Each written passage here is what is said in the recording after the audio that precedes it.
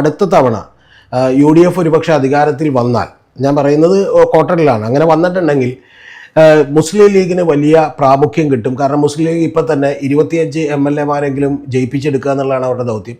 അവർ കൂടുതൽ സീറ്റുകൾ വേണമെന്ന് ആവശ്യപ്പെട്ടിട്ടില്ലെങ്കിലും അവർ യഥാർത്ഥത്തിൽ ജയസാധ്യതയുള്ള സീറ്റുകളിലേക്ക് ഇപ്പോൾ മാറാൻ വേണ്ടി ശ്രമിച്ചുകൊണ്ടിരിക്കുകയാണ്. അപ്പോൾ അങ്ങനെ വന്നിട്ടുണ്ടെങ്കിൽ മുസ്ലിം ലീഗിന് വലിയ പ്രാമുഖ്യം കിട്ടും എന്നുള്ളത് കൊണ്ട് ഭാവിയിൽ വരാനിരിക്കുന്ന എന്തൊക്കെ കാര്യങ്ങളായിരിക്കും എന്നാണ് മാഷ് വിചാരിക്കുന്നത്?